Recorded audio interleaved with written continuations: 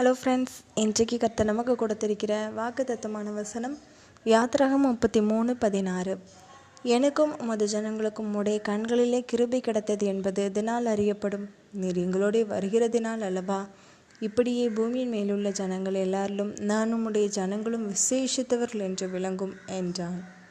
Friends, நம்ம இப்போ இந்த வசனத்தின் மூலமாக ஒரு கதை கேட்டு தியானிக்கலாமா? சுதா ஒரு கம்பெனியில் ஒரு பெரிய பொறுப்பாளராக பணியாற்றிட்டு இருந்தாங்க. ஆனால் சுதாவை அந்த கம்பெனியில் யாருக்குமே பிடிக்காது. இவளுக்கு கீழே நாம் வேலை பார்க்கணுமா? இவ என்ன அவ்வளோ பெரிய மனுஷியா? ரொம்ப சின்ன வயசு பொண்ணு. இவளுக்கு கீழே நாம் எப்படி வேலை பார்க்க முடியும்? அது மட்டும் இல்லாமல் இவ ஒழுங்குறமாக எல்லாம் செய்கிறாதான்.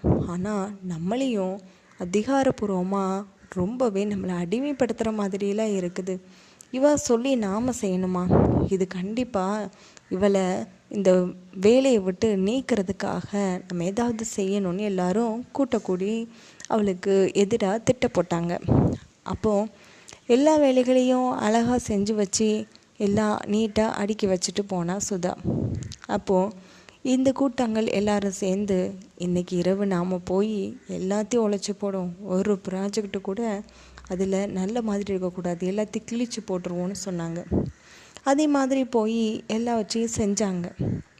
ஆனால் அடுத்த நாள் காலையில் சுதா வரும்போது எப்போது போல் தான் வேலைகளை செய்கிறதுக்கு உள்ளே போனான். அவளுக்கு என்னமோ அது ஒன்றும் தெரியாது. ஆனால் அதை உழைச்சி கிழிச்சு போட்டவங்களுக்கு ரொம்ப பேர் அதிர்ச்சியாக இருந்துச்சு. என்ன அப்படின்னா, நாம் கிழிச்சு போட்டதும் அடுக்கி வச்சதும் நம்ம உழைச்சதையும் நம்மளுக்கு தெரியும். ஆனால் இப்போது அடுக்குன மாதிரியும் நாம் கிழிச்சது எல்லாம் அழகான மாதிரியும்லாம் இருக்குது. இது எப்படி சாத்தியமாகும் அப்படின்னு எல்லாரும் பேசினாங்க. அப்போது சுதாவும் அதை கேட்டுக்கிட்டா. ஓ, இந்த மாதிரிலாம் என்னுடைய கேபினெட்டில் செஞ்சாங்களா? ஆனால் அதுக்கான உள்ள எந்த விதமான எவிடன்ஸும் இல்லையே. இவங்க உண்மை பேசுகிறாங்களா பொய் பேசுகிறாங்களான்னு கூட தெரியல. சரி, நம்ம எப்போதும் போல் ஜெபம் பண்ணி ஆரம்பிப்போம் வேலைகளை அப்படின்னு சொல்லி கண்ணை மூடும்போது கர்த்தர் எல்லாவற்றையும் காமிச்சு கொடுத்தாரு. இப்படியெல்லாம் நடந்தது.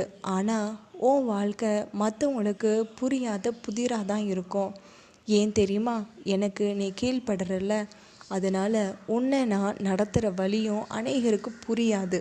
அந்த பாதையில் நீ அனுபவிக்கிற பாடு, உபத்திரவம், அவமானம் என்ன அப்படிங்கிறதும் உன் உயர்வை மட்டும் பார்த்து பொறாமப்படுற மனுஷங்களுக்கு ஒன்றுமே புரியாது. நான் வானத்தோட மன்னாவினால் உன்னை போஷிப்பதை உலகத்தின் கண்களால் காண முடியாது. எனக்காக நிற்கிறவங்களுக்காக நான் நிற்கிறத தன்னுடைய சுய பலத்தை மட்டுமே நம்புகிறவர்களால் புரிஞ்சிக்க முடியாது. மொத்தத்தில் உன்னை யாராலையுமே புரிஞ்சிக்க முடியாது. ஏன் தெரியுமா? நீ மற்றவங்களை காட்டிலும் வித்தியாசமானவா, எனக்கு நீ விசேஷமானவான்னு சொல்லி கர்த்தர் இடைப்பட்டார். அது கேட்டதுமே சுதாவோட கண்களில் ரொம்ப பெரிய கண்ணீர். கர்த்தர் என் கூட இவ்வளவு நல்ல பாசமாக அன்பாக என் கூட இருக்கிறதுக்கு காரணம் நான் அவருக்கு கீழ்ப்படிஞ்சு நல்ல மாதிரி நடந்துக்கிடுறதுனால தான். இப்போ பாரு, என் ப்ராஜெக்டெல்லாம் இவங்க கிழிச்சு போட்டிருந்துருக்குறாங்க. ஆனால் எனக்காக என் கர்த்தர் எல்லாவற்றையும் சரி செய்து திரும்ப அடுக்கி கொடுத்துருக்கிறாரு. இது எவ்வளோ பெரிய அதிசயமான ஒரு காரியம்னு சொல்லி கர்த்தருக்கு நன்றி சொல்லி தான் வேலைகளை செய்ய ஆரம்பித்தா. மற்றவங்க எல்லாரும் ரொம்பவே பயந்து போயிட்டாங்க சுதாவை நினச்சி. அவளுடைய காரியங்களில் இனிமேல் யாருமே தொந்தரவு பண்ண முடியாதபடிக்கு கர்த்தர் அவங்களுடைய வாயையும் அவங்களுடைய கைகளையும் அடக்கி வச்சாங்க.